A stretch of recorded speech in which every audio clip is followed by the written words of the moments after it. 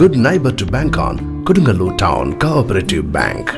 17 ബ്രാഞ്ചുകളിലും anywhere banking സംവിധാനം. സഹകരണ മേഖലയിലെ റിസർവ് ബാങ്ക് ലൈസൻസ് ഉള്ള കൊടുങ്ങല്ലൂരിലെ ഏക കോഓപ്പറേറ്റീവ് ബാങ്ക് എന്ന ബഹുമതിയും KTC ബാങ്കിന് സ്വന്തം.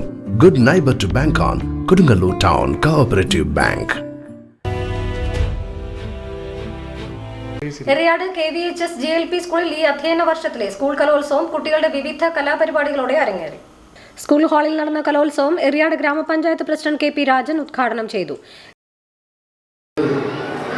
അവരെ പ്രോത്സാഹിപ്പിക്കണം, അതുപോലെ അവരായിട്ടൊക്കെ മാറാനായിട്ട് ആളറിയാവുന്ന ആളുകളായിട്ട് നിങ്ങൾ മാറണം കേട്ടാ.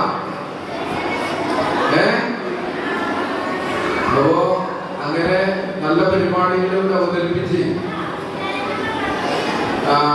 നല്ല മിടുക്കന്മാരായിട്ട് മാറുന്നതോടൊപ്പം തന്നെ നിങ്ങൾ ചെറിയ കുഞ്ഞു കുഞ്ഞു പൂക്കളാണ് നിങ്ങൾ.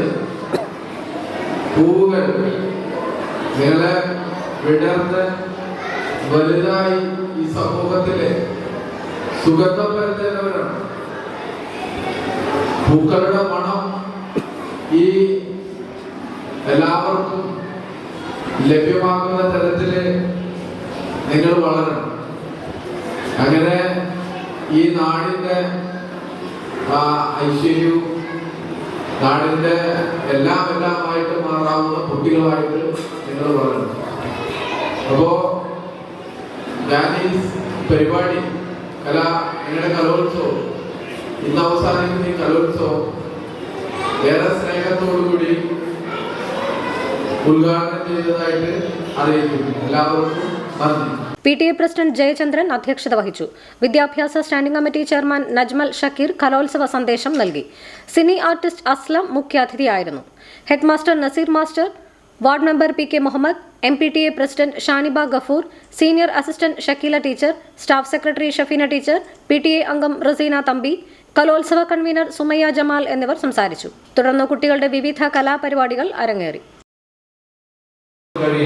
നമ്മുടെ സ്കൂളിലെ നിങ്ങളുടെ കൂട്ടുകാരുടെ എണ്ണം വെച്ച് നോക്കുകയാണെങ്കിൽ ഇത്രയും പേരെ കണ്ടാൽ പോലെ അല്ലേ? നമുക്ക് കാണാം, ഒരുപാട് പേരെ ഇനി കാണാനുണ്ട്. അപ്പൊ ആ കൂട്ടുകാർ പരിപാടിയിൽ പങ്കെടുക്കുന്നില്ല എന്നുള്ളതിലേക്ക് ഞങ്ങൾ കാണേണ്ടതുമില്ല എന്ന് തീരുമാനിച്ചിട്ടുണ്ട്, അല്ലെങ്കിൽ അവരുടെ രക്ഷിതാക്കൾ തീരുമാനിച്ചിട്ടുണ്ട്. അപ്പൊ ഇനി ആ കൂട്ടുകാർ വരുമ്പോൾ അവരോട് നമ്മൾ പറയണം, കാണുക എന്നതും വലിയ കാര്യമാണ്. കാണാൻ നിങ്ങൾ വരണം. ഇങ്ങനെ നെജുമൽക്ക അല്ലെങ്കിൽ പ്രസിഡന്റൊക്കെ വന്നപ്പോൾ സംസാരിച്ചപ്പോൾ അങ്ങനെ പറഞ്ഞു.